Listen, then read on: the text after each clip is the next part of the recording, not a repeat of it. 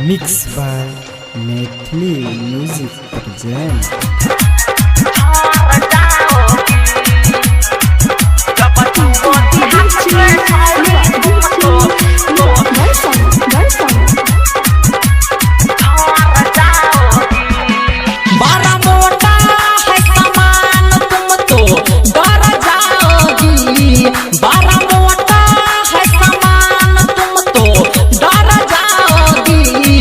जब छुओती हाथ से छौरी तुम तो झड़ जाओगी।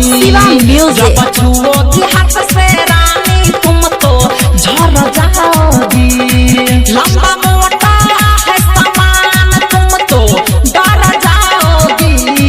जब छुओती हाथ से रानी तुम तो झड़ जाओगी।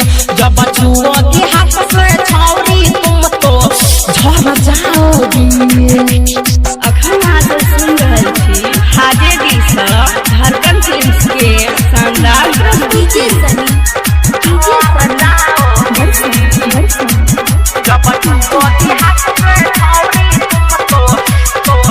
मैथिली 6 म्यूजिक। पहले ही बाहर में बहुत दुखाएगा, धीरे धीरे बाद में बड़ा मजा आएगा। सब को लगाला है सब फूल जाएगा, फूल के जैसन जवानी खिल जाएगा। इतना गर्मी देगा तुम शिवा म्यूजिक। पसीना छोड़ोगी। इतना गर्मी देगा तुमको कि पसीना छोड़ोगी। जब छुओगी हाथ से छौरी तुम तो झड़ जाओगी।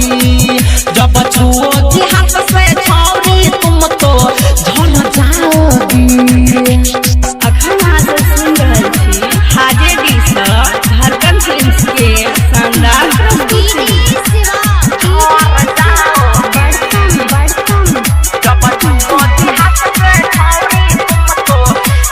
मैथिली 6 म्यूजिक।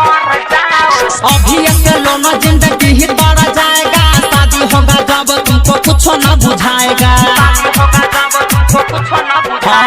राही पर सुधीर सुमन से न जाना होगा कुछ प्रॉब्लम तो किसी को बताना। रामू कमल से धर्मेंद्र से जब सट जाओगी। रामू कमल से जितेंद्र से जब सट जाओगी। जब छुओगी हाथ से शिवा म्यूजिक। झड़ जाओगी। जब छुओगी हाथ से छौरी तुम तो झड़ जाओगी।